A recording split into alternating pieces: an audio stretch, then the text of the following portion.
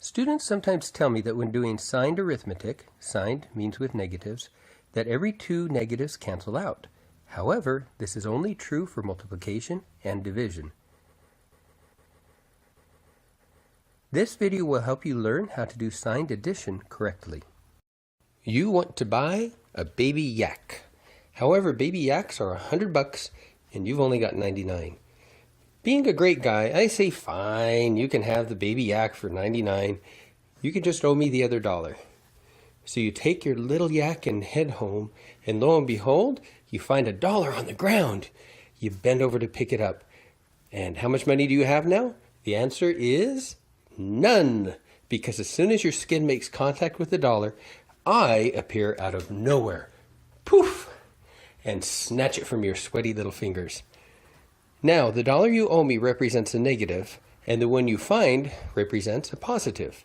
So the lesson is that every time you add a positive to a negative, you get nothing.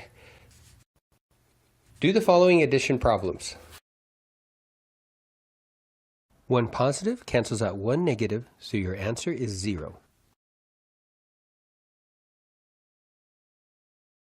Two negatives cancels out two positives, so your answer is 0. 3 positives cancels out 3 negatives, so your answer is 0. 4 negatives cancels out 4 positives, so your answer is 0.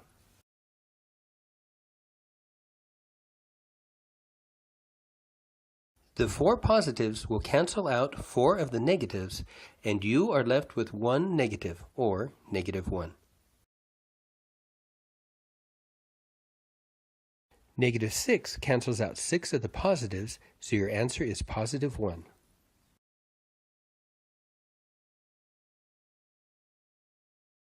-3 cancels out 3 of the positives, so your answer is +5.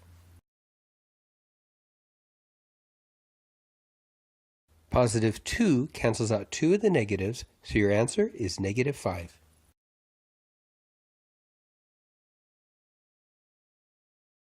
This last one is different. Notice that you are adding 3 negatives to 2 negatives. Since you are adding the same thing, they don't cancel. 3 negatives plus 2 more negatives equals 5 negatives, or -5. So, the rule is, if you're adding a positive and a negative, you subtract and take the sign of the larger number. That's because the smaller number cancels out from the larger, so you subtract to find out how many are left over. If all the numbers are negative, you just add them all up and your answer is going to be negative. Now that you understand signed addition, practice makes perfect. You have to know and practice it until it becomes an automatic skill, or you're going to struggle with algebra.